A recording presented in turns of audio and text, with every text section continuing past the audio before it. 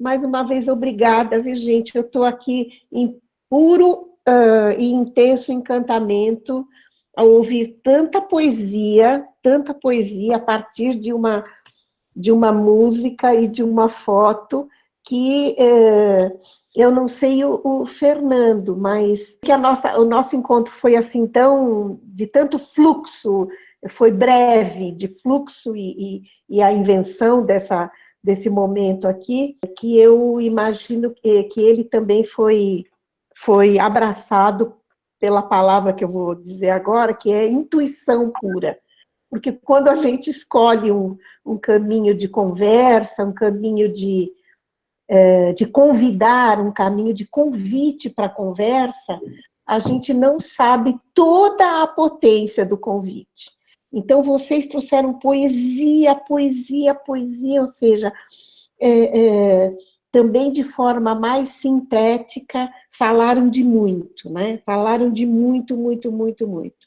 Primeiro, ouvindo de novo essa música, ela é muito forte, ela é muito tocante, Luzes de um Mundo Melhor, Amor Cósmico, são imagens que a gente tá buscando, né? Que a gente está querendo compreender, se aproximar, não é? Uma vez que embora mergulhados e frutos como disse o nosso químico, né? Que é o Torres, que, como ele disse, poesia pura, né? Amor antigo, meu corpo é antigo. Então, apesar dessa antiguidade toda, muitas vezes a gente esquece dessa experiência corpo, dessa experiência integrada, dessa experiência de relação com todos que temos, da nossa imbricação, da nossa conexão. A gente, por conta do pensamento, por conta de algo que nos constitui, que é a linguagem, né? A gente voa, a gente escapa dos instantes, né? A gente escapa dos instantes, e aí, para o bem e para o mal, então a gente precisa desse exercício aqui, que cada grupo que se junta para lembrar disso, lembrar dessa antiguidade, lembrar da honra que é fazer parte da natureza, da honra e da gratidão que é fazer parte de uma comunidade planetária, porém marcada por essas luzes do mundo melhor, do desejo do mundo melhor, né? Porque não é toda a comunidade que está se juntando para isso, né, gente? Então, a gente precisa lembrar também do atravessamento que a palavra ética nos exige, né?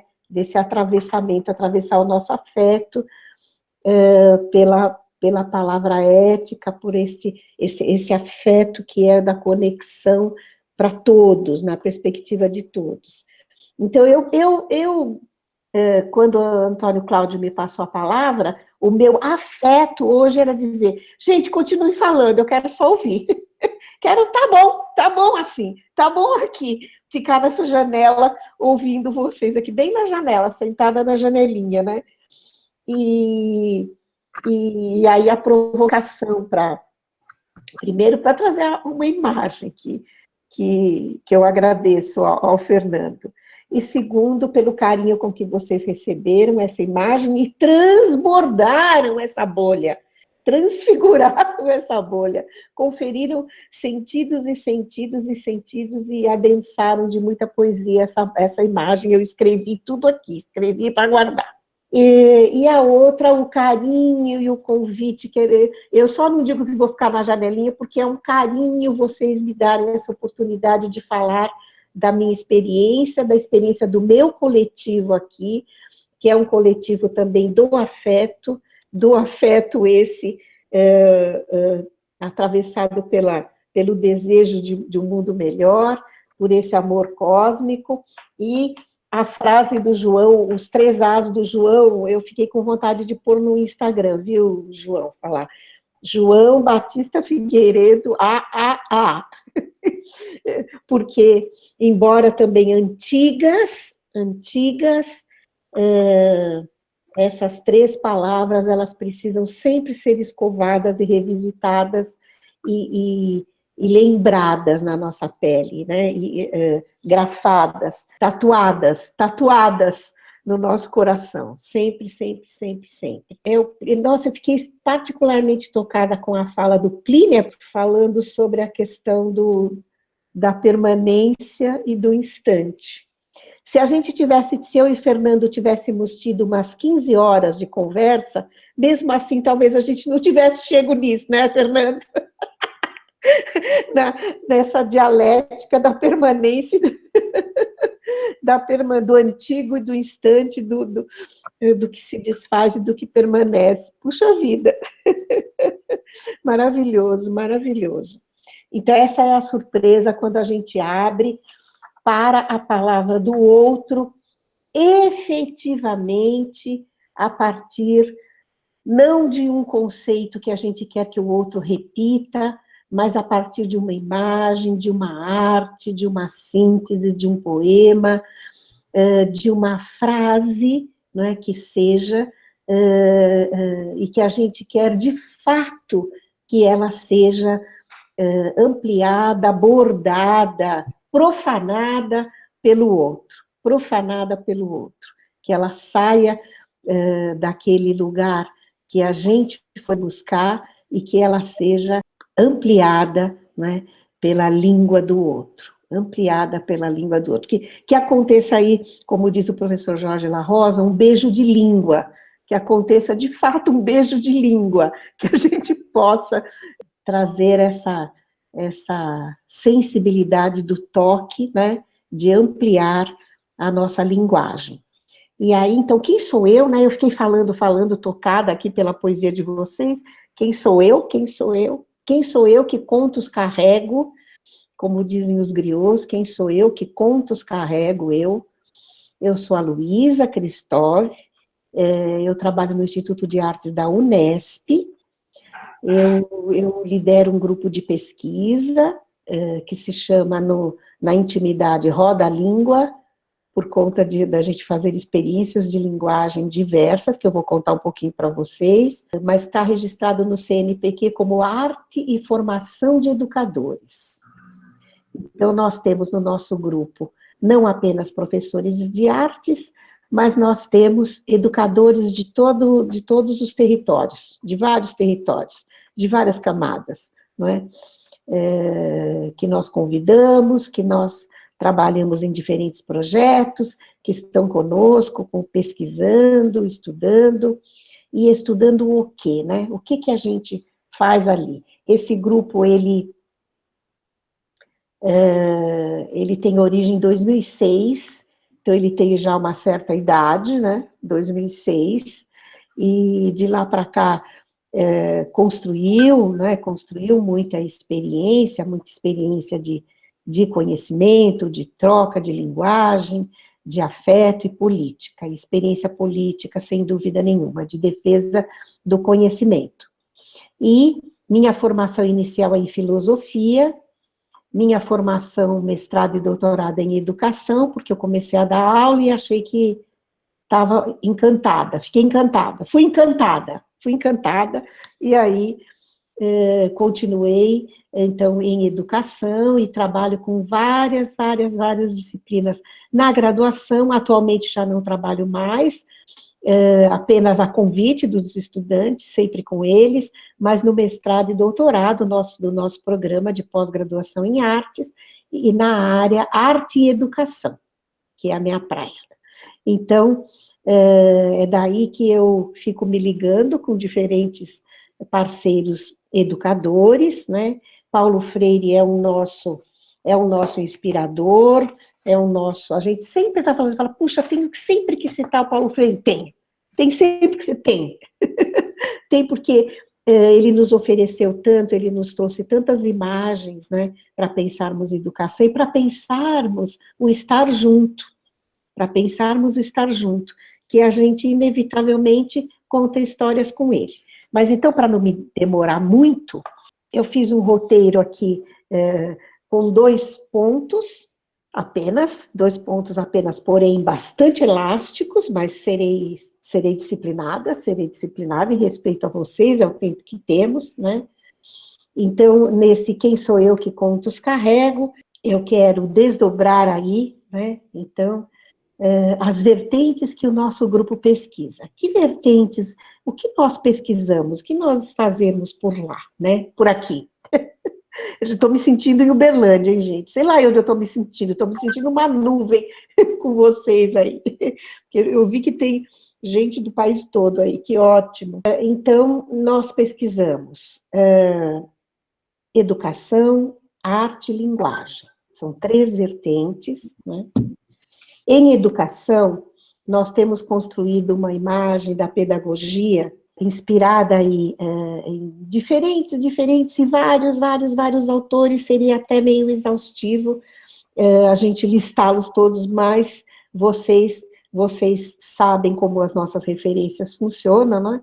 Muitas já explicitadas, outras às vezes a gente nem sabe que tem e tem, não é? Quando a gente vai trocando ideias, a gente descobre outras, os nomes das referências da gente, né? Daquilo que a gente faz, daquilo que nos inspira.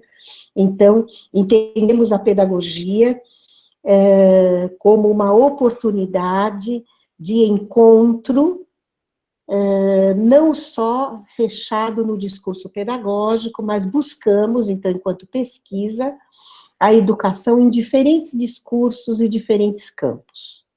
Então, nós buscamos a educação que músicos sugerem, que pedagogos sugerem, que filósofos sugerem, né, que geógrafos sugerem, né, que biólogos, filósofos como Maturana é um outro inspirador nosso. Eu adorei que ele compareceu aí associado à minha foto, amei, porque ele é um autor de uma referência para nós muito forte, não é?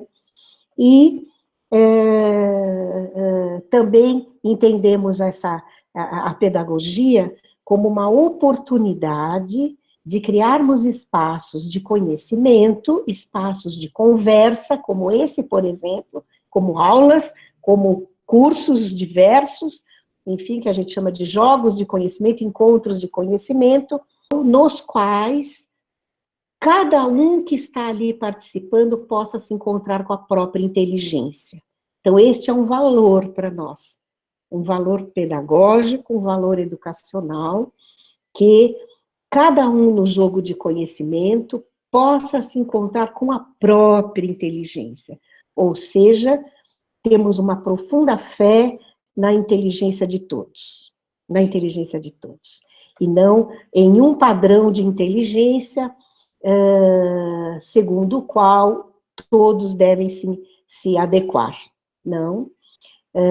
Então, esta oportunidade de encontro com a própria inteligência exige algo que eu e o Fernando fizemos aqui agora, que é trazer alguma inspiração para que o pensamento das pessoas possam vivenciar uma experiência de linguagem, de afeto, de comoção, de pensamento durante o encontro.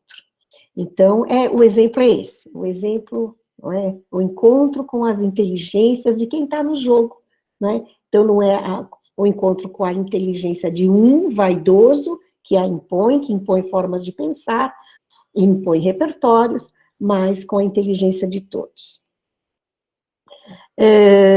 Entendemos também que a educação, ela tem nela um compromisso, né? Tem um compromisso, ela é um enquadramento, sem dúvida nenhuma, toda educação é um enquadramento. Eu lembro que numa aula sobre Paulo Freire, falando isso, meus estudantes, como? Educação é libertação, educação não é enquadramento. E aí eu falei assim, puxa, eu tenho aqui na minha gaveta um monte de enquadramentos que eu quero enfiar vocês, querem ver? Eu pretendo muito que vocês só façam o bem a si mesmo, o bem ao planeta, o bem aos outros. Seu enquadramento é um enquadramento grande, esse é uma intenção de fazer a cabeça muito grande. A diferença é que nós também entendemos que não fazemos a cabeça de ninguém. Como ensinou Paulo Freire, ninguém é um cofre vazio. Todas as pessoas que se encontram conosco numa conversa reflexiva, numa disputa de narrativas, numa inspiração mútua, são preenchidos, são seres que não são robôs vazios, não são zumbis, mas são seres de pensamento, de sensibilidade, de repertório de linguagem, para pensar o mundo, ler o mundo, dizer o mundo e criar o mundo, como Paulo Freire também insiste, não é? Insiste ainda através de nós.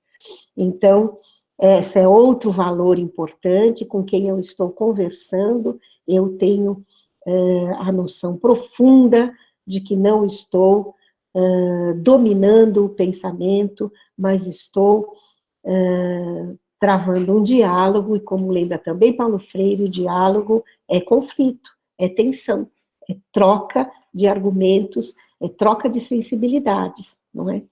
Então, troca de repertórios, de visões e de compreensões, e peleja de achar um ponto comum. Então, não fazemos a cabeça de ninguém, mas podemos e devemos encontrar um ponto comum para habitar e preservar esse planeta, para habitar as cidades de forma que todos possam ser beneficiados. Então, sempre a perspectiva ética ali, colada nas nossas buscas. A arte, como a arte vem nesta oportunidade, não é? A arte, ela vem não como um campo entendido como um privilegiado, como o melhor, como o superior, de jeito nenhum, mas a arte vem como uma rica oportunidade de integrar razão e emoção, de integrar sensibilidade, reflexão, de integrar, como exatamente no exercício que nós fizemos agora, por isso que foi bom esse começo, hein, Fernando? Porque aí quando a gente se refere, sabem do que a gente está falando, assim, com uma pílula que a gente trouxe hoje, eu me sinto mais confortável para dizer.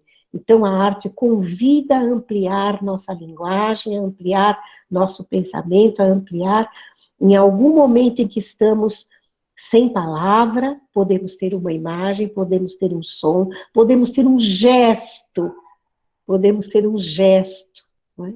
Podemos ter um movimento do nosso corpo, podemos ter ampliada a nossa condição, não só de ler, mas de dizer o mundo. Então, a arte vem aí, mas nós temos especificamente pesquisado, explorado a arte como potência, como campo de um repertório de potência para a conversa com educadores. E as nossas pesquisas, então, envolvem professores de matemática, professores de biologia, professores das línguas, professores de geografia, os mais diversos campos, professores de física, em processos nos quais eles, tendo como referência uma metodologia que se chama artografia, acredito que vocês conheçam, alguns de vocês devem conhecer, inspirado pela pesquisadora Rita Ewing, do Canadá. Ela nos ensina, ela faz exercícios interessantíssimos, aprendemos com ela, não é? A oportunidade de sugerir a professores que produzam arte, que criem. Para quê? Em primeiro lugar, pela alegria de criar. Em segundo lugar, para assim como a aula e os encontros de reflexão são oportunidade de encontro com a nossa inteligência, a artografia permite visualizarmos nossos processos criativos e a força da nossa criatividade. Superando só a linguagem verbal argumentativa de uma razão instrumental, não é? Trazendo aí a sensibilidade, ler uma foto e poder dizer mais. Então, esta é a nossa abordagem, não é? Quando convidamos a artografia nas nossas metodologias de conversa, nos nossos grupos focais com professores, gestores, coordenadores pedagógicos, e aí vamos construindo nossas pesquisas também pensando aí, e mais, tem aí uma segunda intenção, que eu confesso aqui, hein? Confesso, é uma aposta, que se os professores se encontram com a sua própria criatividade, eles provavelmente terão uma maior dificuldade para negar a criatividade dos seus estudantes. Então, esta é uma abordagem que a gente aposta nela, né? Aposta nela, né? Para sair de uma formação discursiva apenas, mas para cultivarmos uma conversa a partir da experiência criativa de cada participante. E aí, eu vou destacar nossa concepção de conhecimento, eu já fui falando dela, sei que vocês já perceberam, mas aí Paulo Freire novamente, e aí a partir disso a nossa aproximação com a questão decolonial, com a temática decolonial. Nós não concebemos os conhecimentos dentro de uma hierarquia. Nós concebemos os conhecimentos assim, como palavra plural, sem uma escala de valor, né, sem uma hierarquia como no passado, e ainda muito no presente, entende que o conhecimento científico, esse branco europeu, é o mais importante. Não, não acreditamos nisso. Não acreditamos por uma questão da nossa experiência corporal, da nossa experiência intelectual muito profunda e da nossa sensibilidade. Ou seja, não é só uma questão de escolher um estilo, de escolher uma abordagem, mas é aquilo que a vida foi nos mostrando, que nós aprendemos em vários territórios, que nós aprendemos no encontro de vários saberes. E aí, então, nós entendemos que hoje o educador, hoje os professores, vamos fazer um recorte para a educação formal, para a escola de todos os cidadãos, que é a escola pública, escola básica, que este professor ele tem um papel de ser mediador de muitos saberes, muitos conhecimentos. O conhecimento de uma ciência que ele se dedicou, que há um encantamento, não é? Que há este encantamento, recuperar este encantamento, né? Esse encantamento pela biologia, pela física, tal como herdamos e como vemos que elas se recriam todo dia. Então, sim, valorizar o encanto que existe aí, a aproximação à leitura do mundo, como isso favorece a leitura do mundo e como nos faz pensar no benefício de todos. De novo, a palavra ética atravessando. E, então, o professor, ele hoje é mediador entre este conhecimento, o conhecimento do cotidiano, o conhecimento dos cotidianos que traz os repertórios de linguagem e de imagens dos nossos estudantes. O conhecimento, então, das teorias consagradas, divulgadas, publicadas, pontuadas no nosso Lattes, e o conhecimento do cotidiano, o conhecimento dos povos originários.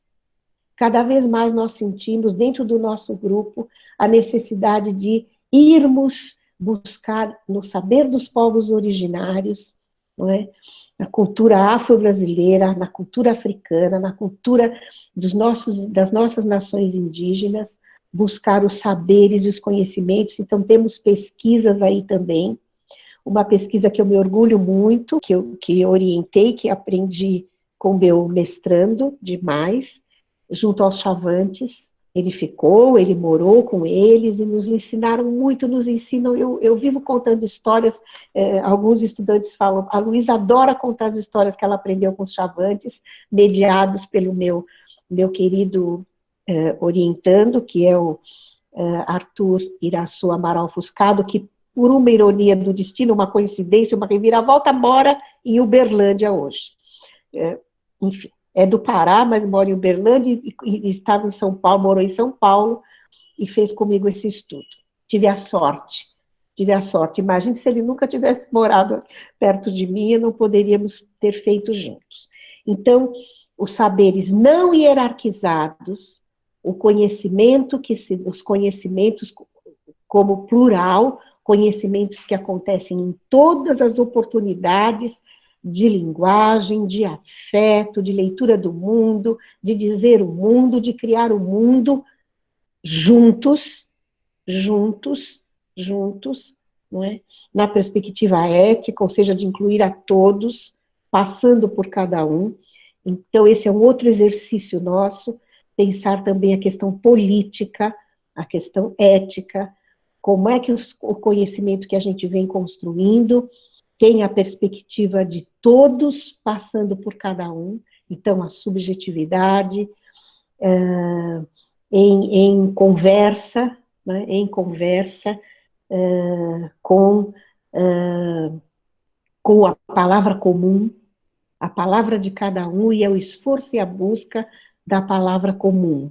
E nós não entendemos de forma nenhuma todos esses conhecimentos separados do afetar-se, do comover-se com o mundo.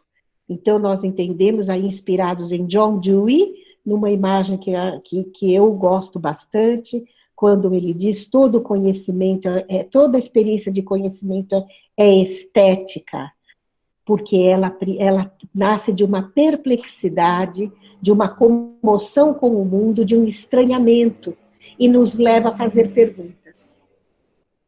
Então, toda a experiência de conhecimento é estética, porque tem nela a perplexidade e o afetar-se pelo mundo, né? E o afetar-se na perspectiva também ética. Então, conhecimento assim grande, plural, né? Pedagogia como educação e oportunidade de encontro com a própria inteligência e a própria criação, e a arte como a condição de visibilidade do encontro com a minha criatividade. Bom, gente, eu sou o Fernando, né? Sou orientando do professor João no doutorado, na linha de movimentos sociais, educação popular e escola, né? Trabalho muito na perspectiva do Paulo Freire e tudo, e tô trabalhando agora no texto da qualificação com a ideia de um ator ou de uma atriz numa perspectiva decolonial e eco-relacional, ou seja, o ensino-aprendizagem em teatro nessa perspectiva, né? Como eu tenho arriscado algumas coisas, ou seja, a gente está elaborando ideias e a gente precisa arriscar para saber se a gente está na direção certa, eu vou arriscar hoje apresentar para vocês uma experiência concreta. Na verdade, eu peguei uma oficina que eu ministrei, e que teve uma grande inspiração num filósofo alemão, que é o Adorno. Então, como é que a gente discute essa decolonialidade, um processo decolonial a partir de uma inspiração europeia, alemã? Eu queria que a gente conversasse sobre isso, né? A Luísa falou, e alguém no chat também falou, acho que foi o Eduardo, falou sobre a questão das certezas, né? E que o Paulo Freire nos provoca ao dizer que, como nós somos seres inconclusos, como nós somos conscientes do nosso inacabamento, é necessário também que as nossas certezas não sejam tão certezas assim. Ou seja, que a gente coloque as nossas certezas também em xeque, né? Então, eu penso que seja isso. Como nós estamos aqui num grupo de pesquisa, eu vou trazer aqui as minhas dúvidas, vou trazer aqui as minhas inquietações, mais do que as minhas certezas, para que a gente possa, então, debater, conversar, vocês trazerem as perspectivas de vocês. Então, eu vou apresentar aqui, até com algum detalhe, um dia dessa oficina que eu ministrei em 2019, tem um ano e um pouquinho, né, cuja a principal inspiração na temática geral é o Adorno, mais especificamente um livro dele, que é o Educação e Emancipação, um livro que teve uma nova edição agora, então não é à toa que teve uma nova edição, porque fala de educação e barbárie, né? Então, o título da nossa conversa, que eu propus aqui, é Arte, Emancipação e a Educação após Auschwitz. Pode o ensino do teatro transformar algo de decisivo em oposição à barbárie? Essa é a ideia, né? O que é que o Adorno diz nesse livro dele? A exigência que Auschwitz não se repita é a primeira de todas para a educação. Eu fiquei muito encucado com isso. Em 2019, né, o Trump no poder, né, vários países europeus convivendo com representantes políticos autoritários de extrema-direita, né? Estávamos no primeiro ano aqui no Brasil do governo Bolsonaro.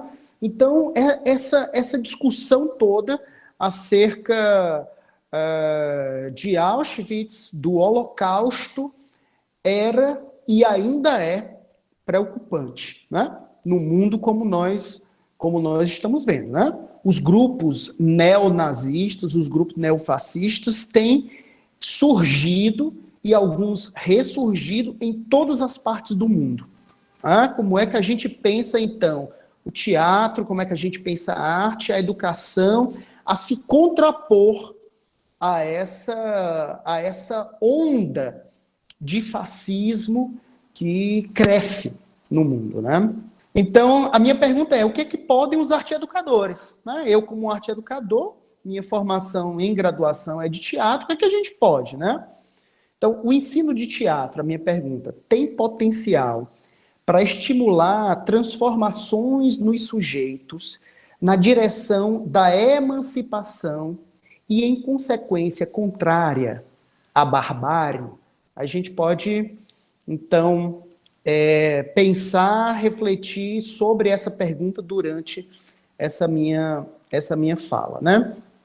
Só para estabelecer aqui um marco, a oficina, essa que eu estou refletindo sobre ela, foi uma oficina que aconteceu no dia 22 de outubro de 2019, né? Na verdade, a oficina foram alguns dias, mas aqui eu vou trazer para vocês um único dia dessa oficina, o primeiro dia da oficina, tá bom? Porque nós nem temos tempo para debater tanto, né? Durante 3 horas, das 18 horas às 21 horas, na sala de dança Hugo Bianchi, no anexo do Teatro José de Alencar, aqui em Fortaleza, envolvendo 13 participantes adultos com diferentes formações profissionais. Os objetivos dessa oficina em diálogo com o Adorno, em diálogo com o livro do Adorno. Então, por meio da linguagem teatral. Primeira coisa, enfatizar a dimensão subjetiva. Tá? Então, era um dos princípios, um dos objetivos da minha oficina, enfatizar a dimensão subjetiva, né? Dialogando com o Adorno, quando ele diz assim, como hoje em dia é extremamente limitada a possibilidade de mudar os pressupostos objetivos, isto é, sociais e políticos, claro, econômicos, eu acrescentaria, que geram tais acontecimentos, né, que geram hoje também tais acontecimentos, as tentativas de se contrapor à repetição de Auschwitz são impelidas necessariamente para o lado subjetivo. Então, essa dimensão do subjetivo foi sendo trabalhada durante a oficina. Segundo objetivo, possibilitar uma autorreflexão crítica. O que é que o Adorno diz? É necessário contrapor-se a uma tal ausência de consciência. É preciso evitar que as pessoas golpeiem para os lados sem refletir a respeito de si próprias. A educação tem sentido unicamente como educação dirigida a uma autorreflexão crítica. E isso eu tenho falado com muita frequência do quanto a cultura digital e as redes sociais, nesse momento, tem favorecido a nós não termos o espaço da autorreflexão, de nós não termos o momento de pensar, de observar antes de agir. Como é tudo muito rápido, a gente vai só agindo, agindo, agindo. O que é que acontece, por exemplo, com as fake news? Quem compartilha fake news, muitas vezes nem lê a notícia. Simplesmente está imbuída de uma ação, que é promover aquilo. Vou trazer só um parênteses muito delicado. Esses dias eu falei num seminário e gerou polêmica. O que é que tem acontecido com uma parte da esquerda em relação à cultura de cancelamento? Eu sinceramente acho que muitas vezes nos falta uma reflexão crítica antes da ação. Nos falta uma autorreflexão crítica antes da ação.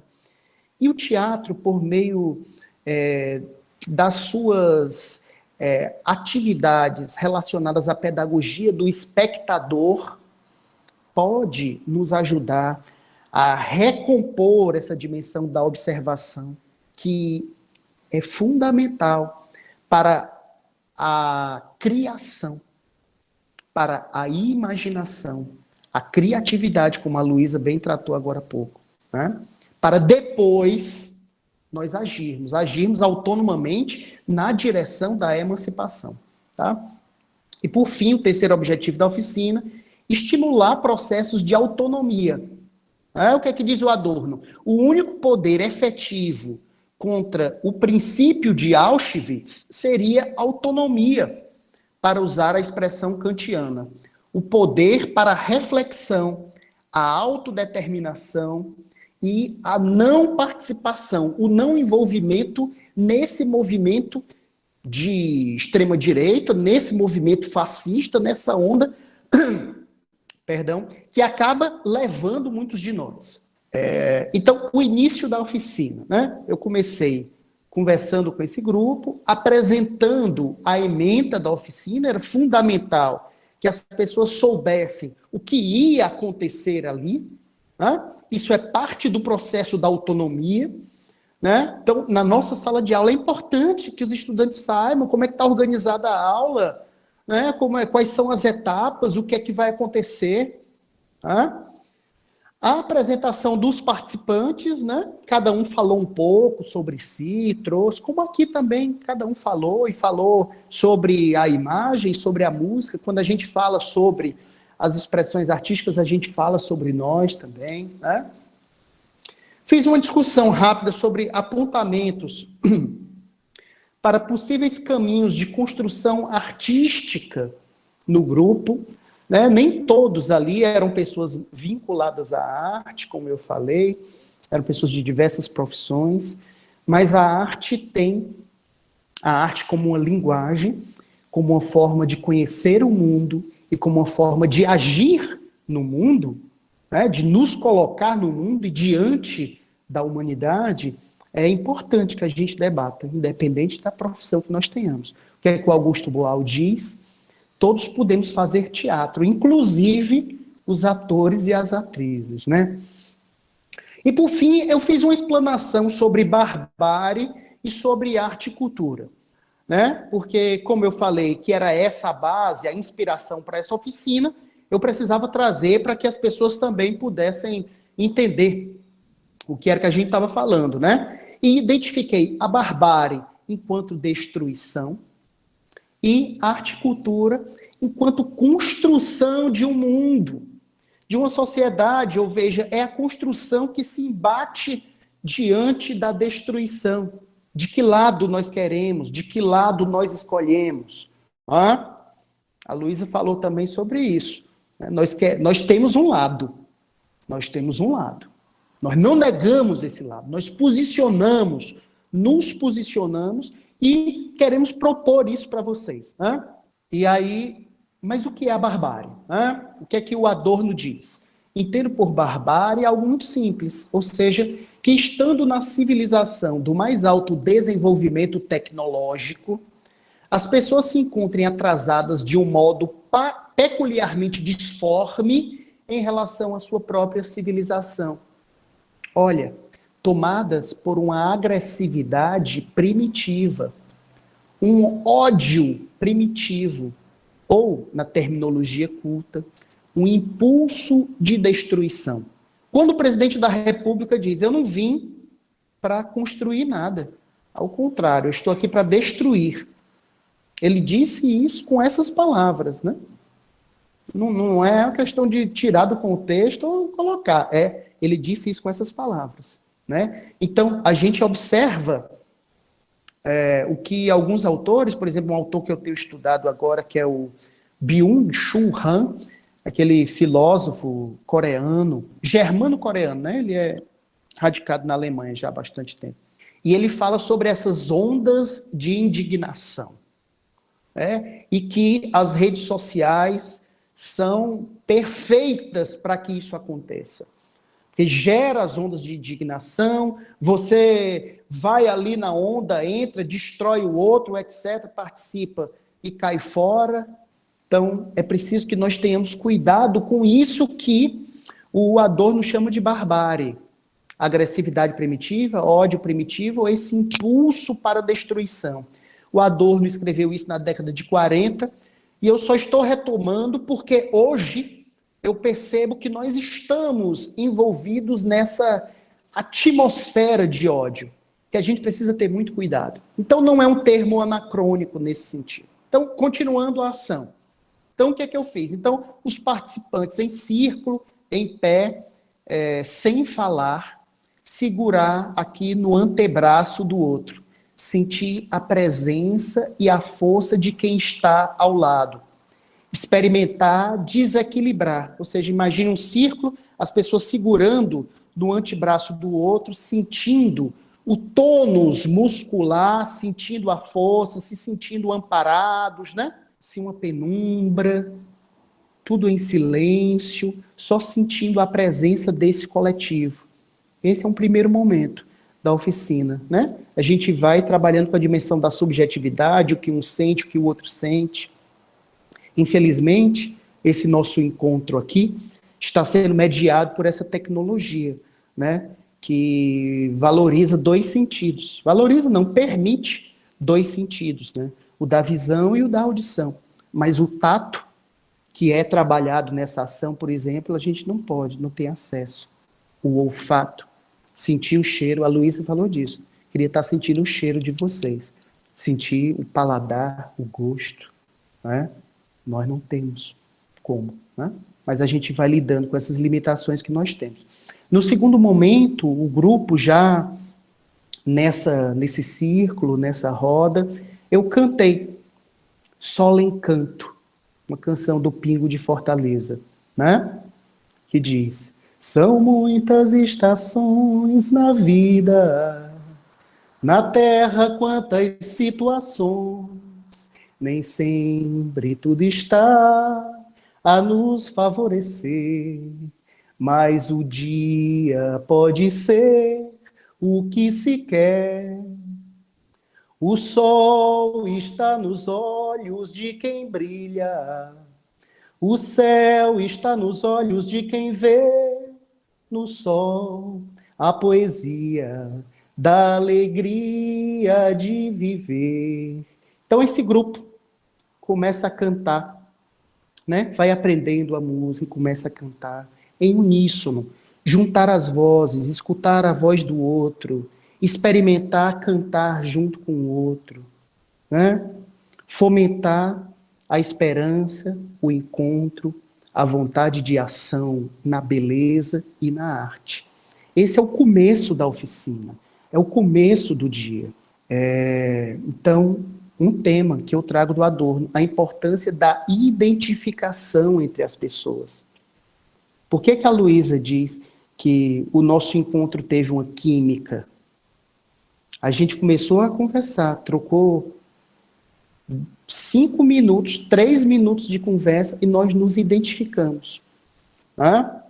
O que é que o Adorno diz? Se as pessoas não fossem profundamente indiferentes em relação ao que acontece acontece com todas as outras, excetuando o punhado com que mantém vínculos estreitos e possivelmente por intermédio de alguns interesses concretos, então Auschwitz não teria sido possível.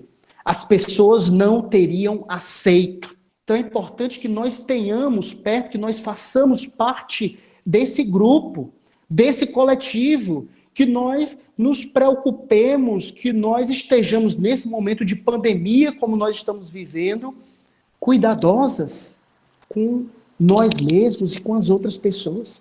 Que nós não sejamos indolentes. Então, um participante fez o seguinte depoimento. Olha o que é que esse participante diz.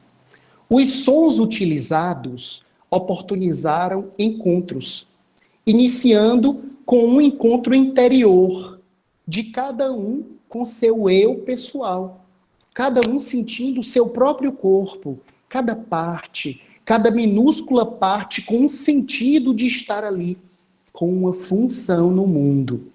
A importância para todos na sala de olhar para si mesmo, perceber o mundo se percebendo nele. Que força, hein? E a gente continua a oficina, né? E traz a importância da imaginação. A imaginação é o que nos permite concretizar em nossa mente aquilo que pode ser a utopia. Então é preciso primeiro construir em nós, na nossa imaginação, uma imagem possível para que depois a gente possa lutar, para que a gente possa investir energia concretamente nisso, né? E a gente começou a trabalhar, ainda com luzes assim em penumbra, trabalhar os corpos, imaginar um outro mundo, sem julgamentos, com liberdade de não racionalizar, não falar nada, entrar numa atmosfera de criação. Veja, o momento da racionalização ficou lá para trás. No comecinho, eu fiz uma explanação. Mas agora a gente começou a entrar num outro momento. É o momento de sentir. Né? Estética, que é o campo da filosofia, que estuda as artes, né? Que estuda a beleza. Estética vem do termo grego êxtesis ou estésis, que tem a ver com a capacidade de sentir ou de perceber pelos sentidos.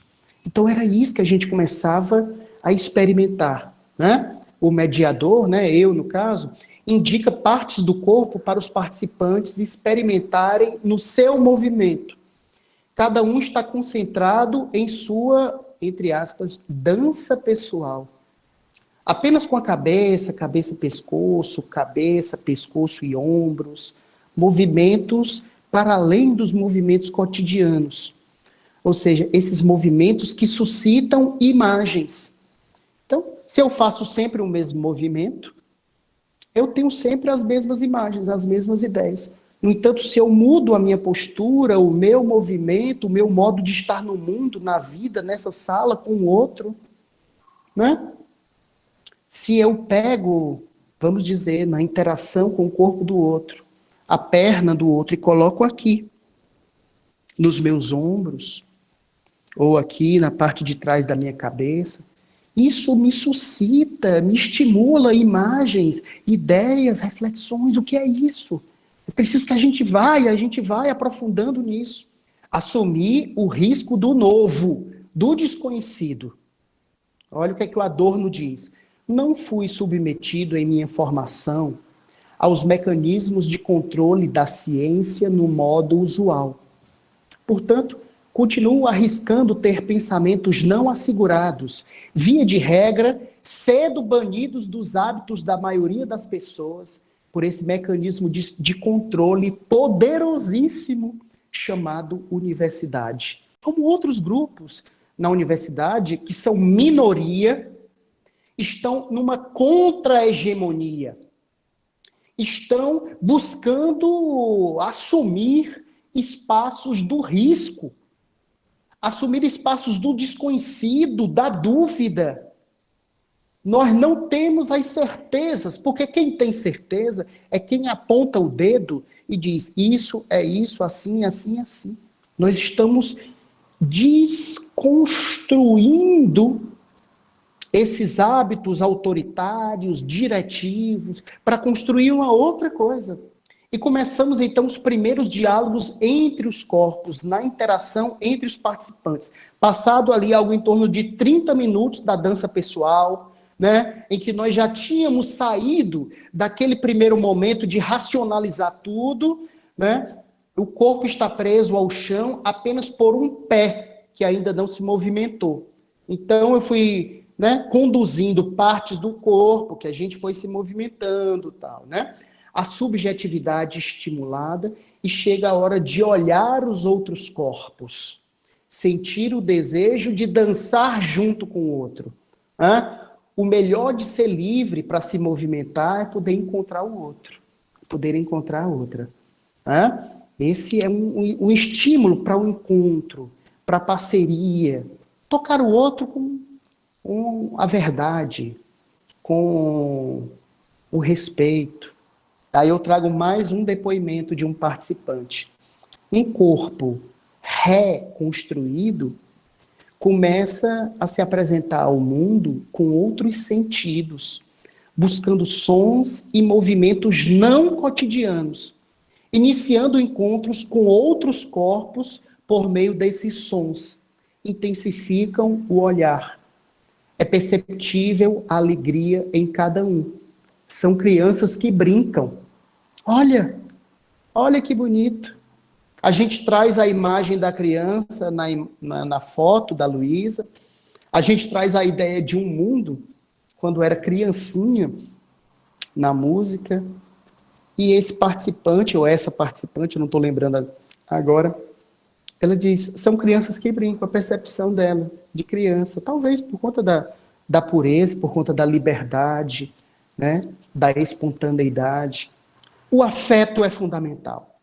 Nós falamos isso aqui, quem comentou aqui sobre a música, sobre a imagem, a Luísa já falou, já falamos do Maturana, né, já falamos do Freire, o João traz a ideia do amor, a arte, a alegria e o amor, né, o amor enquanto um afeto. O afeto é fundamental. E o Adorno diz, hoje em dia, qualquer pessoa, sem exceção, se sente mal amada. Será, hein, gente? Olha o que é que ele diz. Se sente mal amada. Porque cada um é deficiente na capacidade de amar. A incapacidade para a identificação foi, sem dúvida, a condição psicológica mais importante para tornar possível algo como Auschwitz em meio às pessoas mais ou menos civilizadas e inofensivas. Aquelas pessoas lá. Né?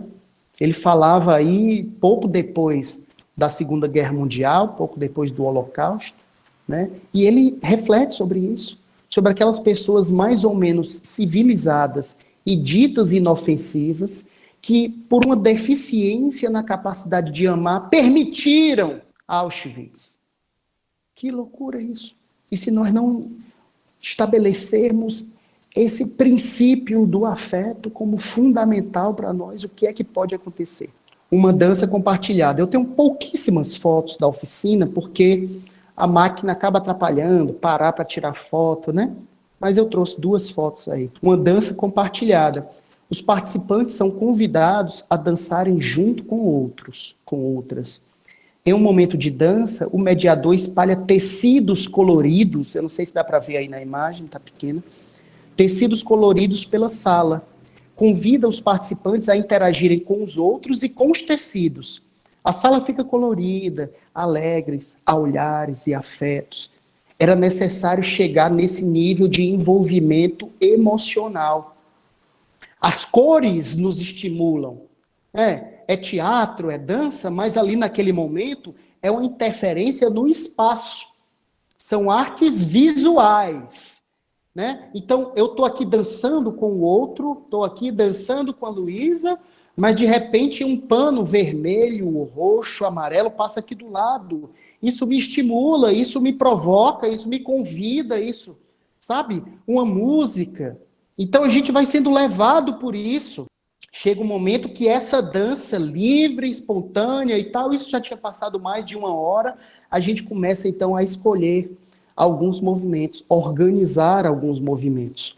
Porque a dimensão do teatro, que é uma arte que organiza os corpos no tempo e no espaço, ela estava presente. Eu estava trabalhando com teatro. Não era só uma vivência que o teatro era a base. Né? Eu estava trabalhando com pessoas que iam fazer teatro, iam criar cenas. Né? A gente parte da vivência, do experimental, da liberdade. Mas chega um momento que a gente para um pouquinho e começa a organizar. Escolher. Por que eu escolho esse ou aquele? Os participantes brincam. O mediador pede que, pouco a pouco, os participantes possam ir escolhendo um ou dois participantes para uma relação mais duradoura. Tinha ido para lá, experimentado com um, dançado, né? Escolher aqueles com quem mais se afina para começar a organizar os movimentos. Dá para ver aí na foto, né? A sala, né? Tá um caos, um lindo caos, né? Experimentar a autonomia. Olha o que é que diz o Adorno. A única concretização efetiva da emancipação consiste em que aquelas poucas pessoas interessadas nessa direção orientem toda a sua energia para que a educação seja uma educação para a contradição e para a resistência. Então, se tudo está muito calminho, se tudo tá todo mundo se entendendo, tem alguma coisa errada. É preciso trazer a contradição, é preciso trazer o conflito. O Freire, o Paulo Freire, que é uma grande referência para todos nós aqui, ele nunca ele nunca esqueceu ou deixou de lado o conflito. O conflito era parte. Diante do opressor, eu não vou fazer conchavo com o opressor. Diante do opressor é conflito. Com os meus, não. A mediação do mundo. O mediador coloca no chão, então as pessoas escolheram ali uma ou duas pessoas para começar a interagir mais duradouramente. Então eu coloquei ali no chão, próximo a cada dupla ou trio, reproduções de obras de Chico da Silva, um grande artista plástico que nasceu no Acre, mas que veio aqui para o Ceará e que morou aqui na periferia, que morou no Pirambu, e pintou muitas das suas grandes obras nos muros das casas do Pirambu. Era tido como um índio louco, bêbado, e criava as coisas mais intrigantes, como essa imagem aí. Então, eu pedi aos participantes para dialogarem os seus movimentos com as imagens sugeridas. Agora tem o meu movimento, o movimento do outro, o tecido e as imagens de seres fantasiosos, dragões, serpentes, galos, peixes e macacos. Então, olha, a gente partiu de quê? Lembram lá no comecinho? Era só o seu corpo. Era só o seu corpo, era uma dança pessoal.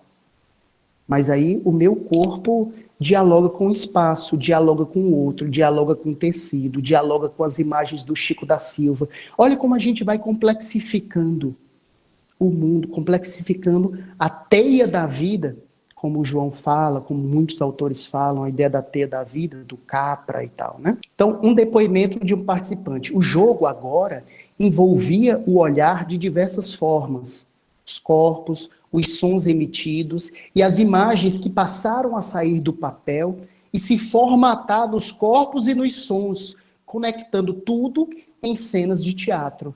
Cenas cheias de sentido, a delicadeza nos gestos, o afeto no olhar, a liberdade dos corpos, mas também os instintos mais internos de cada um, a selvageria, a agressividade, a dinamicidade da vida em diferentes dimensões.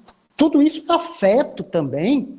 É preciso ter coragem para permitir que o jogo siga o seu fluxo. Às vezes, diante da agressividade, diante do desconhecido, a gente paralisa. E o que é que o Adorno diz? A educação precisa levar a sério o que já de há muito é do conhecimento da filosofia, que o medo não deve ser reprimido. O Adorno tinha um diálogo constante com o pensamento de Freud, né? O medo não deve ser reprimido. Quando o medo não é reprimido, quando nos permitimos ter realmente tanto medo quanto esta realidade existe, então, justamente por essa via, desaparecerá, provavelmente, grande parte dos efeitos deletérios do medo inconsciente e reprimido. O medo é o que quem está no poder, é o afeto que quem está no poder se utiliza para nos paralisar. Todos os dias tem posicionamentos, tem discursos de quem está no poder para nos melancolizar ou nos amedrontar. Então, que nós estejamos na vida vivos para encarar e não ter o medo do medo, não reprimir o medo. É preciso ter coragem para permitir que o jogo siga o seu fluxo. Mais um depoimento de participante. A coragem e a disponibilidade para o encontro entre pessoas deram ferramentas para a comunicação por meio dos movimentos, imagens e sons, sem falas, mudando o modo de olhar dos participantes, ressignificando relações, valorizando a construção com o outro, com a outra, em consonância. Estratégia de quebrar a frieza. O mediador pediu que os participantes, sem falar, reunissem os elementos construídos numa pequena história, com começo, meio e fim. Então, aqueles movimentos que tinham sido construídos espontaneamente, a partir da sua dança pessoal, do encontro com o outro, com o tecido, com as imagens, né? Aquele pequeno grupo ali começa a dar sentido, a criar uma história, a criar uma narrativa, né? As duplas ou trios foram estimuladas a se comunicarem pela linguagem teatral, do jogo, do faz de conta, das personagens, dos movimentos e dos sons. Exploraram formas e conteúdos. Mais um depoimento. Em nenhum momento o conhecimento foi imposto. Adquirimos saberes à medida que vivenciamos o jogo. Cabia a nós, participantes, estarmos dispostos, disponíveis para a imersão proporcionada pelos jogos de teatro. E aí a gente já vai chegando no final da oficina, expressar o que foi construído. Enquanto os participantes experimentam suas cenas, o mediador delimita um espaço com um pano vermelho. Ali seria o espaço estético, o espaço teatral, né? Ali nós sairíamos do simples jogo dramático, espontâneo, para um jogo de teatro. Ou seja, um jogo que pressupõe o olhar do outro. Ali vai acontecer, é o que eu digo, uma importante transição do jogo dramático livre, sem plateia, para o jogo teatral, com a intencionalidade de apresentar uma cena. Quando os indivíduos são capazes de desenvolver ideias e pensamentos por si próprios, num passo para livrar-se de caracteres manipuladores, vão se tornando hábeis a resistir em situações onde são expostos a dilemas morais e éticos. O que é que o Adorno diz que para a gente é fundamental? A emancipação não é um dado. O Freire também diz isso. A emancipação é um vir a ser. Ele diz, referente à pergunta, vivemos atualmente em uma época esclarecida? Kant respondeu, não, mas certamente em uma época de esclarecimento.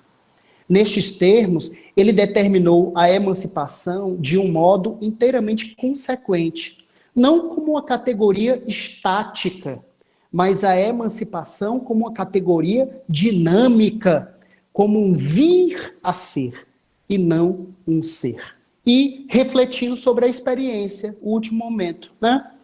De o grupo olhar para o que fez, olhar para o que o outro fez, né? Após as cenas, as duplas ou trios foram convidados a falar sobre a experiência. E olha, o sentimento foi de surpresa. Por quê? Pela cumplicidade entre pessoas que até aquele momento não se conheciam, 13 pessoas que não se conheciam, de repente, se tornam cúmplices, né? Se identificam umas com as outras, olha que potência é isso. Pelo surgimento de criações cênicas, sem o auxílio da linguagem verbal, a gente imagina sempre que o teatro é só fala, o teatro é só texto, é muito além disso, pelas dimensões pessoais, sentimentos, angústias, anseios presentes nas cenas. É aquilo, o psiquismo foi culturalizado. É um termo que o professor Ricardo Japiaçu, um grande professor que discute o ensino de teatro, as metodologias de ensino de teatro, Ricardo Japiaçu. Ele fala sobre isso, a culturalização do psiquismo, ou seja, as nossas angústias, os nossos anseios, né, os nossos medos, né, eles podem ser trazidos para o teatro, encenados, e a gente consegue lidar com eles e organizar melhor esses sentimentos a partir desse encontro, né? Como aqui o Adorno, como eu falei, tem um diálogo direto com o Freud, achei essa referência importante, né? Em conclusão, gente, o ensino do teatro como uma metodologia capaz de estimular o pensamento crítico, né? De desenvolver a capacidade de equacionar liberdade pessoal, mas também regras estabelecidas, né? Porque nós vivemos no mundo, nós vivemos em sociedade. Em sociedade nós temos regras. Não é só o laissez-faire, não é só, né? Não é só a espontaneidade, não. A liberdade pessoal, mas essa liberdade pessoal, ela é dialogada com regras sociais estabelecidas, né? Fomentando habilidades pessoais e técnicas no ato de jogar, bem como maior agilidade de pensamento, imaginação, capacidade de concentração, vontade de expressão, né? Permite também, é capaz também de permitir uma forte solidariedade a partir da construção de conhecimento na cena, no jogo teatral, em colaboração com os demais participantes. E aí, nesse caso, né, por conta dessa experiência tão pontual, mas me parece que o ensino-aprendizagem em teatro, nessa perspectiva, tem potencial para fomentar processos de emancipação do sujeito.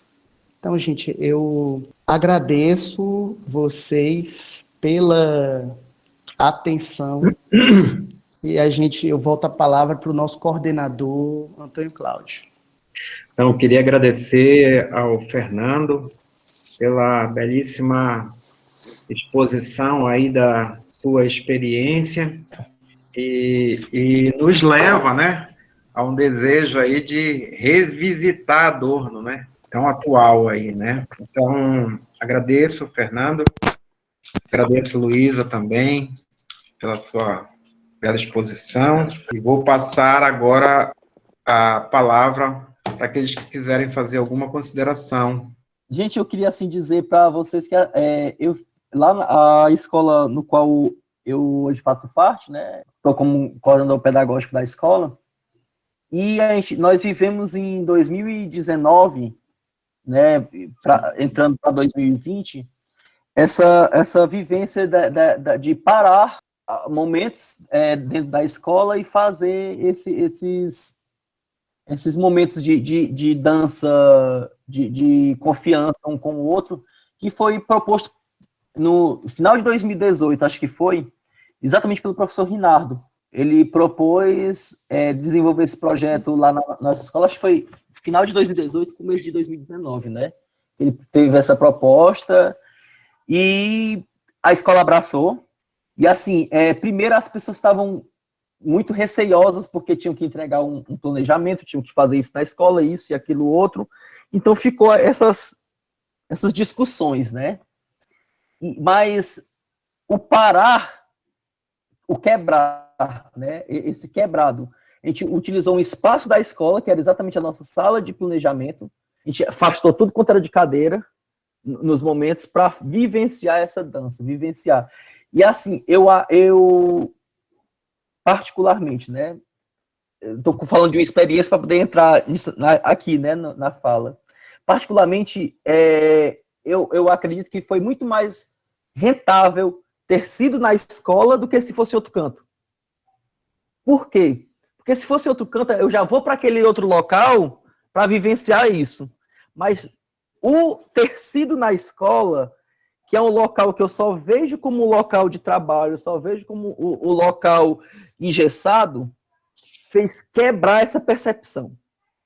Eu estava ali, no local onde eu só produzo, que eu sou a máquina, que eu dou o que o sistema quer que eu dê, mas não, eu estou ali em um momento em que eu coloquei, eu não bato na porta, fechei ela, e tenho essa vivência, esse encontro com o eu e o encontro com o eu do outro. As vivências foram vários meses de vivência, uma vez por mês, e isso me trouxe essas percepções de sentir quem eu sou, sentir onde estou, como estou, e como a professora Luísa colocou, sentir o cheiro do outro. A gente, às vezes, desacostuma de sentir o cheiro do outro, e nós suávamos na dança, e tem o cheiro, o ser humano tem um cheiro característico de cada pessoa, e isso nos fazia ficar mais próximos, ficar mais unidos. Realmente também essa segunda parte que o professor Fernando colocou, que a gente acaba, quando forma dupla ou trio, você acaba indo para a pessoa que você tem mais afinidade, que você tem mais costume, que você confia mais. É uma questão de instinto humano mesmo, de conviver e confiar naqueles que, às vezes, se parecem demais com a gente, ou que não tem nada a ver e nos completam. São dois extremos de realidades, né, que nós podemos viver nesse contato, nesse toque. Eu estou aqui falando para vocês, né, acabei de chegar, estou suado aqui minhas mãos um pouco, porque a gente acaba ficando nervoso com quem a gente não conhece ainda, mas vocês não perceberiam isso se eu não falasse. Mas se fosse um encontro presencial, vocês estavam pegando nas minhas mãos, dizendo assim, vale que sou esse, não precisa disso, ai, que tá gelado. Então, esse contato humano é o que nos faz ir além, né? E quebrar paradigmas é necessário, às vezes, mesmo até para a manutenção da nossa psique, né? Porque você acaba deixando de ser você para ser aquilo que os outros pedem. E quebrar isso nos traz o que o próprio Paulo Freire disse, né? Que nós nós temos que fugir desses padrões, nós temos que ir ao encontro disso, quebrar isso. Nós temos que ser críticos às vezes até da nossa própria vida, do nosso próprio agir, críticos desse sistema, lançar perguntas se eu realmente estou ali ou se meu corpo está ali. Porque o estar ali eu entendo como o corpo e a alma, o meu espírito, as minhas crenças, minhas evoluções. E eu estou realmente ali naquele local ou eu mandei meu corpo para executar uma ação? Então, me veio nessas vivências e ele colocando aqui essas imagens, e eu lembrando das nossas imagens também, que eu até brinquei com o Rinaldo, né, que as poses estão lindas. Aquelas poses a gente dançando, às vezes a gente tá mais torto do que o boneco de lata, mas faz parte também, aquele sou eu, aquele é a minha vivência, aquele é a minha expressão corporal dentro dos meus limites, né? E eu fiz parte durante um bom tempo do Galpão da Cena, que é aqui de Itapipoca, que acho que, não sei se já ouviram falar, né, do Gerson Moreno, que é de dança contemporânea, e aí fazíamos parte, tinha os gordinhos, os magros, todo o tipo de gente, eu da química, alguém do teatro, e essas vivências, elas me trouxeram muita riqueza, porque eu achava que eu não podia dançar, mas o que é dançar? Se não o movimento do corpo, né? E então, assim, a dança contemporânea me trouxe também essas vivências, essas aberturas a esse novo. Então, gente, assim, estar vendo essas imagens, apesar de não ser minhas, me trouxe aqui várias boas lembranças, várias boas quebras de paradigmas, várias vivências que tive durante esse tempo. É porque eu estou aqui no calor da fala do nosso químico Torres, que ele está travestido de químico, porque ele é um filósofo, um poeta, um educador freiriano de primeira linhagem, e ele fala assim, eu vou falar que é químico porque chama atenção, é marketing, tenho certeza, porque a gente tem um preconceito, mas eu amo os químicos, amo, e você está reforçando isso. Eu amo todos os meus amigos físicos, químicos, matemáticos, essas ciências duras da racionalidade, mas a gente acolhe, a fala do Fernando pôs isso para a gente, né? Vamos acolher. Fernando, amei a tua exposição, você já está aqui convidado numa lista para um livro, para um seminário, para um grupo de professores que eu tenho, de teatro. Bom, você está perdido, você está perdido. Torres, meu querido! Nossa, que fala mais que mexeu comigo. Você fala da presença, do estar presente, não deixar o corpo no portão, né? E entrar a razão. Você fala essa presença, a presença, experiência, estar ali com o pulsar do coração, com o fígado, com a nossa verbalização, com o nosso sentir. Que lindo!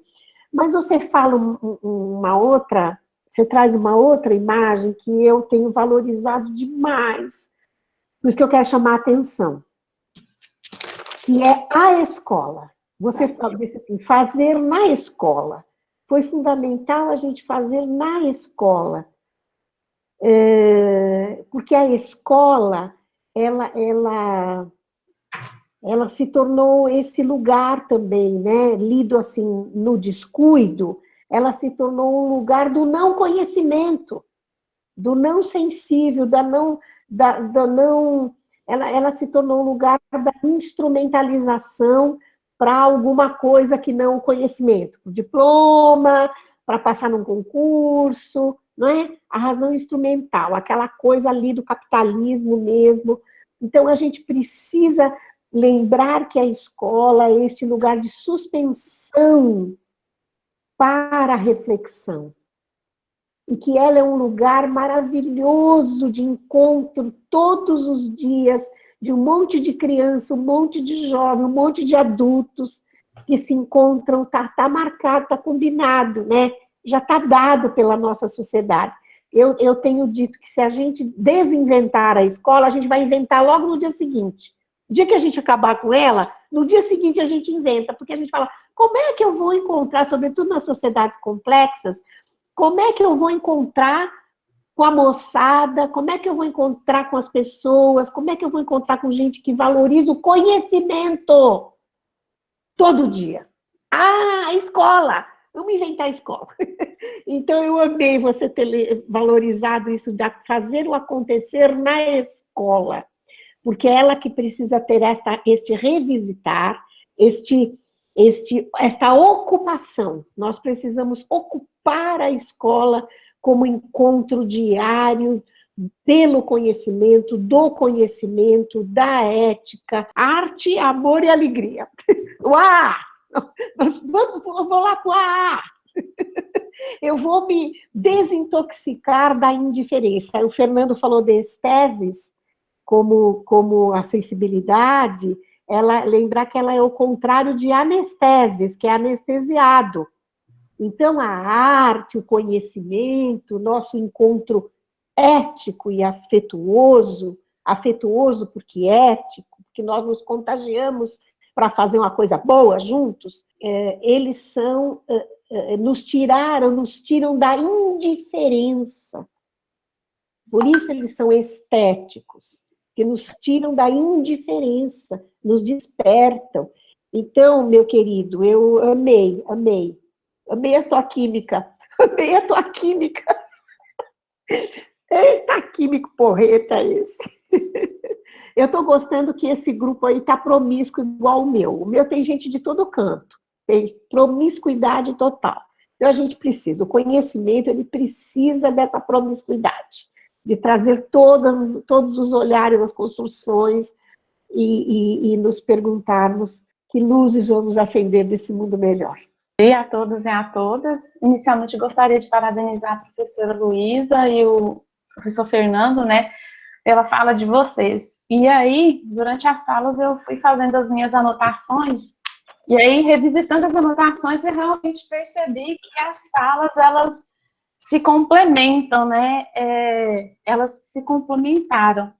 E aí, o que ficou assim, que ajudou a evidenciar, né, esse debate de hoje, a importância, né, mais uma vez, é isso que a gente sempre fala, mas isso fica mais evidente, né, ficou mais evidente no debate, é a importância que o papel da arte, ela tem, né, em toda a nossa vida, e principalmente, eu acredito, né, principalmente depois de hoje, a importância que o papel da arte tem em momentos de crise, né? O Fernando trouxe o exemplo da experiência dele, né, da oficina que ele fez, né, sobre Auschwitz, acho que é assim que fala, né? E aí eu trago também, que foi um momento de crise, né, ele trabalhou com isso, e aí eu trago para o momento de hoje, né, que nós estamos vivendo, é um momento muito, muito sério de crise. E é um momento, assim, que é como foi colocado, né, que o Fernando colocou lá na oficina dele. Nesses momentos de crise, a gente para de ver o outro como ser humano, como uma pessoa como a gente, né? E aí, ele, na fala dele, ele deixou isso bem evidente, né? Que a arte, ela tem esse papel de fazer a gente parar, né? Se reconhecer, se perceber e também perceber o outro. Que aí eu relacionei com a fala da professora Luísa, quando ela falou que o professor, ele é o mediador mediador de inteligência. Acho que foi isso que ela falou. Que o professor, ele vai mediar, né, essa experiência de nós, né, para que nós possamos encontrar a própria inteligência. Né? E aí que vem a parte do Fernando, né, da arte, desenvolvendo esse papel aí, né. Então, assim, eu achei muito interessante, e aí eu falo do lugar de quem está no chão da escola, né, de como quando a gente sempre está falando, né, do retorno, e aí a gente para pensar e ver que realmente a arte, ela tem essas contribuições, né, do instante, da gente parar para observar o instante, né, será que eu estou vendo o outro como ser humano, ou eu vejo o outro como uma ameaça que eu preciso aniquilar, que eu preciso exterminar? E aí eu também volto naquela foto, naquela gravura lá do início do nosso encontro, que acho que foi, não sei se foi o Torres que colocou, que aquilo ali era um pequeno instante, né? Que se a foto tivesse sido batida um pouco depois, talvez não captaria aquele momento, aquele instante, aquelas cores, né? Então, acho que é isso aí, uma pequena fração de tempo. Se a gente para observar, a gente pode ver ali muitas coisas, e o papel do professor, né, nessa mediação, né, do encontro do ser com a própria inteligência. Tá? Então, eu gostaria de parabenizar, agradecer pelo encontro, né, e falar para os Torres também que eu estou nervosa, a gente fica nervosa mesmo, é meu segundo dia aqui no grupo, a gente fica um pouquinho nervoso, mas é isso aí, só agradecer mesmo e parabenizar, agradecer pelas contribuições do grupo. Gente, eu estou encantada. O tema já, bom dia, e grata por vocês. E também pelas colocações dos colegas aqui. O tema me encanta profundamente, Fernando, eu já conheci seu trabalho e admiro muito. E eu fiquei pensando, eu lembrei do doutorado, onde eu entrevistei os jovens do Circo Social, e da potência da arte, né? Para trazer para o presente, né? Os meninos, eles falam do que eles já fazem, do que eles já acontece, do que eles já conseguem entender, sentir, do quanto o circo já traz esse presente, né? E o que eu entendi é o quanto a arte proporciona essa estesia que vocês falaram, esse pertencimento, esse lugar do agora. O quanto ela acontece como trampolim, né? Como um portão. O portão é aquele circense que dá apoio para o outro subir, né? Enquanto as escolas, que é isso eu até falo, né? Que a escola de circo, ela acontece como um portão para a pessoa se perceber na sua individualidade e no coletivo com o outro, que eles percebem que o espetáculo é de todos, né? E o quanto eles constroem conhecimento. Então, assim, a fala do Fernando, né, sem pretender trazer um conteúdo pronto, e a coragem que, enquanto educadores, a gente precisa para, ao pensar os nossos planos de aulas, que tanto pedem da gente, a gente sempre deixar espaço para ser portador desse aluno e da gente mesmo, né? Sempre deixar espaço para a nossa criatividade, para a gente se recriando, esteticamente, artisticamente, com acessibilidade.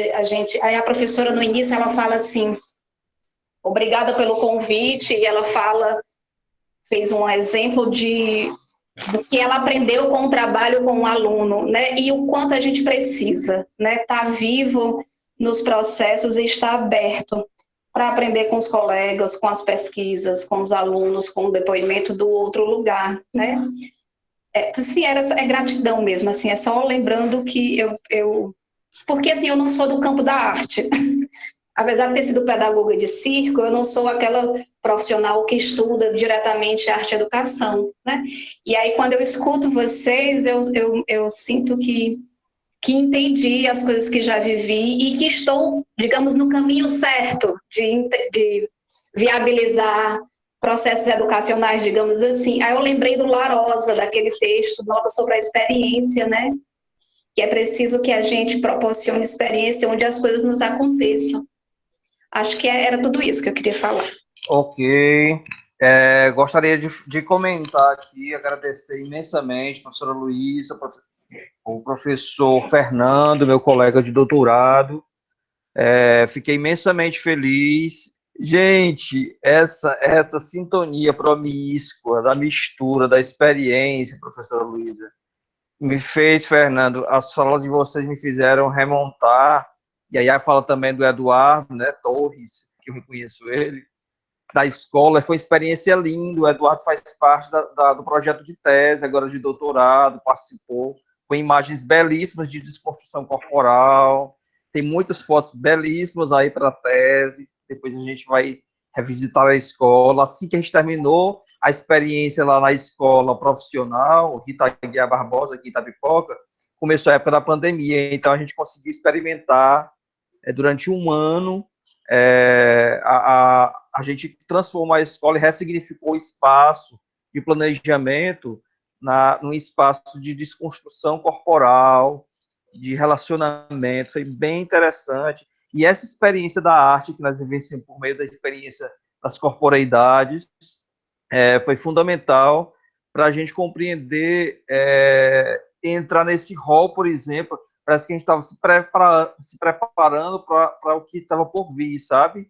Parece que a gente estava se preparando para emancipar esse corpo de homens e mulheres para o que estava por vir, sem mesmo compreender, porque talvez conectado a todos os mundos que a gente já pertence, a gente se preparou. E como essa arte, e como essa criatividade, os sentidos da presença da corporeidade entre os professores nessa experiência provocou conhecimentos diversos, né? Como a gente conseguiu vislumbrar potências criativas e, como Freire já dizia, espaços de libertação na escola. Nós conseguimos espaços de libertação na escola na medida que a gente desconstruiu ou reconstruiu esse espaço de resistência. Acredito na arte como potência de vida, como resistência e como emancipação. Sou profundo amante das artes, porque, na verdade, meu lugar de fala é desde 1887, que esse é meu lugar de fala como existência no mundo, né?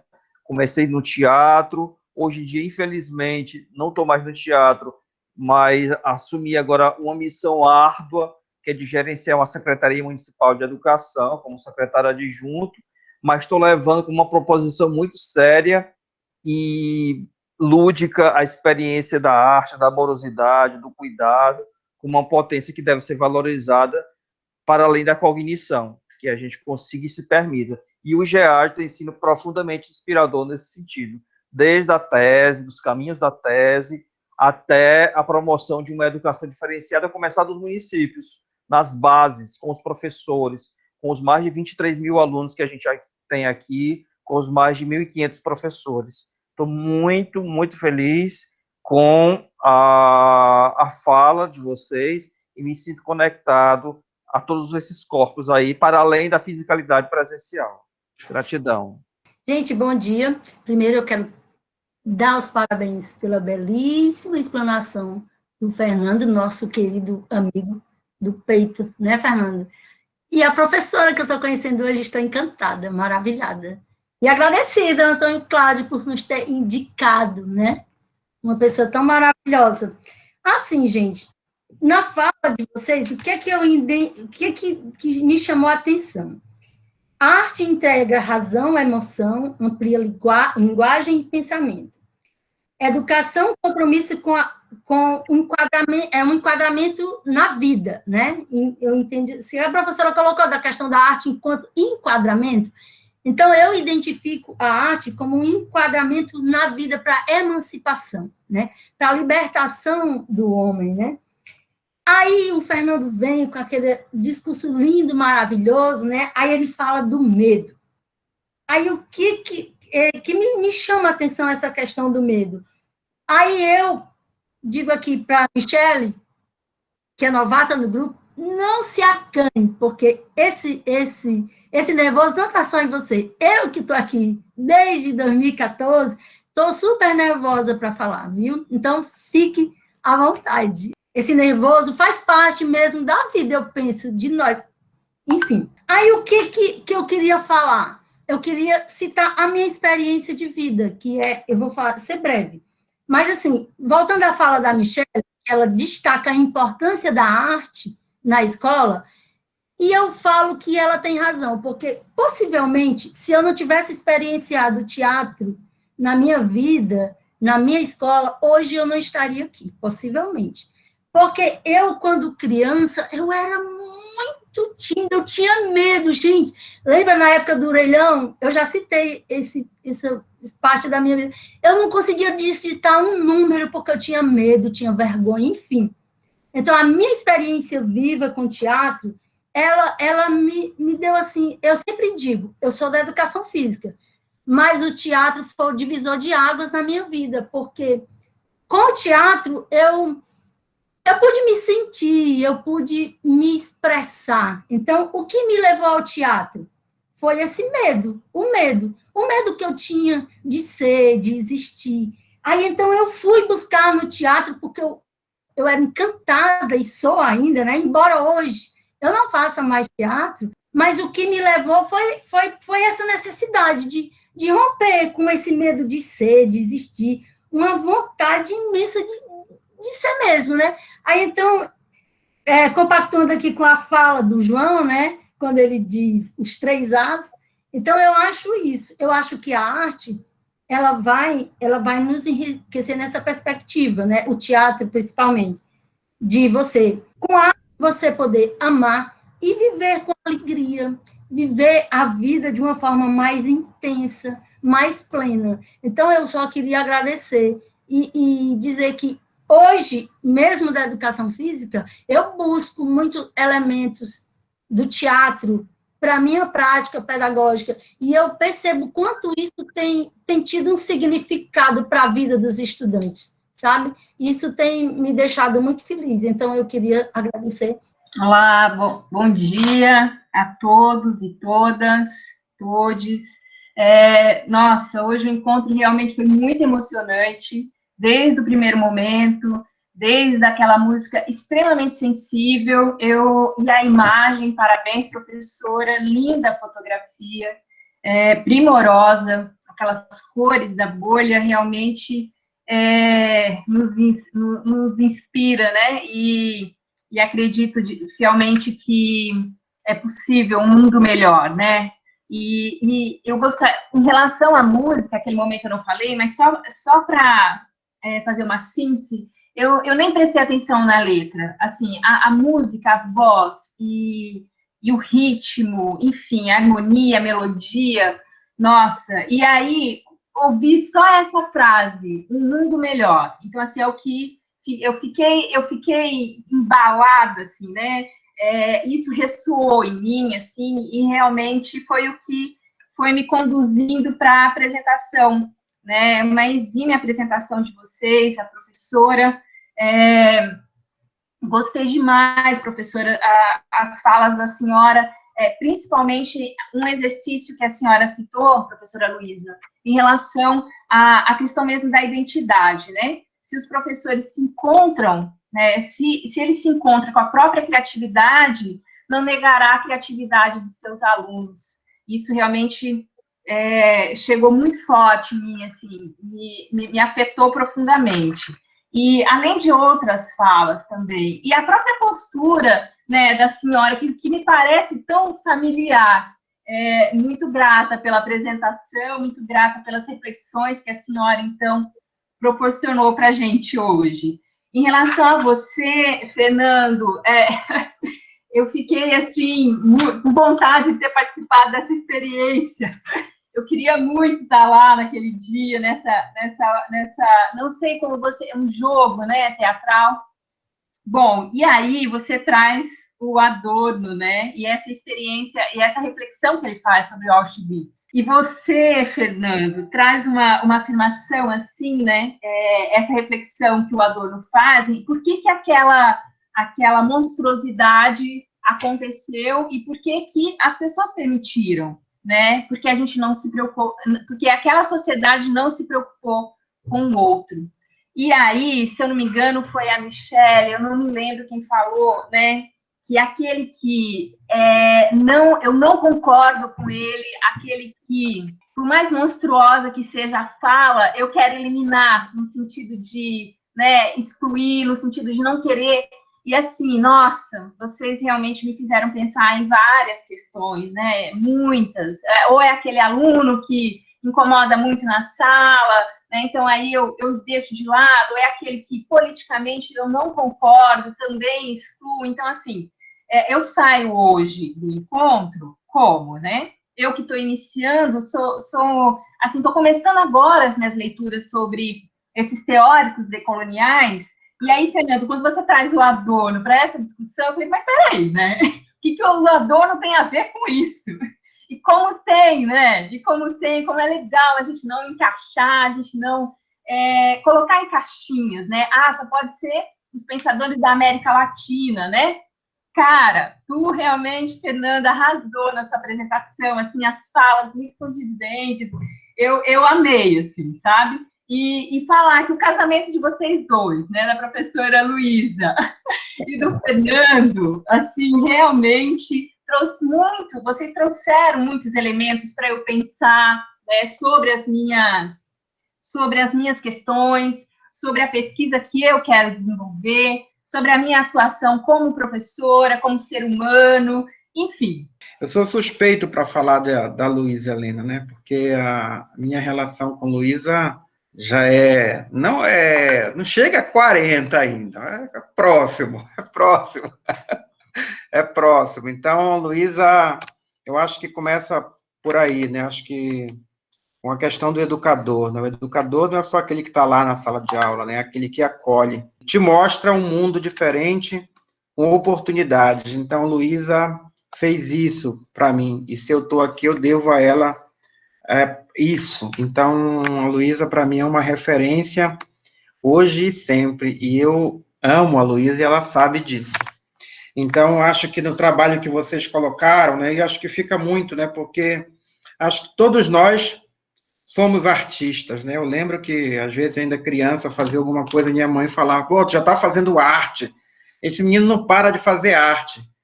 Então, aquela questão, né, e vocês me trazem isso, a arte, pô, mas o que é arte, né, e vocês colocam, e que a gente consegue apreender, né, que a arte, ela nos possibilita, né, a partir de tudo que vocês colocaram, nos conhecermos, né, conhecermos a nós mesmos, conhecer o outro e conhecer o mundo. Então, quando a minha mãe fala, tá fazendo arte, pô, eu estou me permitindo vivenciar experiências. Eu acho que a nossa escola, ela perde essa dimensão, né, da arte. Eu acho que até mesmo nos cursos de formação de professor, essa arte, essa discussão sobre arte e educação, ela é um pouco ou totalmente secundarizada.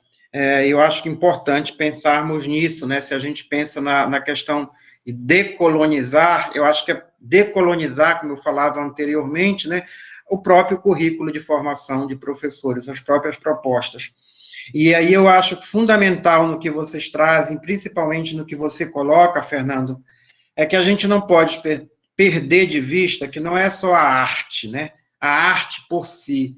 Eu acho que vocês trazem e apontam, assim como o Freire, que é imprescindível nós atrelarmos a arte à discussão política. A arte, ela não pode ser descolada dessa dimensão política, né? E assim como a educação. Então, as contribuições de vocês aí são belíssimas, e pena que a gente não pode estar presente, mas eu ainda estou aqui alimentando essa esperança, já falei com o João, assim que tivermos a possibilidade de fazermos um grande encontro, para que nós possamos nos encontrar e ampliar essa nossa discussão. Então, só gratidão. Eu quero dizer da alegria da parceria, eu queria compartilhar uma coisa rapidamente com vocês. Fernando é um companheiro de muitos anos, né? Inclusive eu, Fernando e Inambê, que está aqui, além de outras pessoas queridas, já fizemos muita arte pelos sertões do Ceará, né, Fernandinho? E sempre experiências maravilhosas. Tem uma oficina que eu fiz com ele sobre o teatro oprimido, onde havia um movimento de troca de papéis, que é algo, assim, espetacular, né? Antigérmico. E tem, inclusive, algumas coisas que estão aí nas internets, né? Fernando? Eu acho que tem uns 12 anos essa história já, hein? Rapaz, eu acho que não estamos mais, na mesma proporção do Antônio Cláudio e da Luísa, mas estamos caminhando para lá. E aí, gente, eu quero dizer que é isso, a alegria é parte dos 3 As. Eu gostei, Luiz, desse negócio aí, vamos para os As. Eu acho que é a salvação desse vício da modernidade. E a gente está mergulhado nesse vício, né? E todo o exercício de a gente representar nos alerta para o cuidado que precisamos ter em nos apresentar.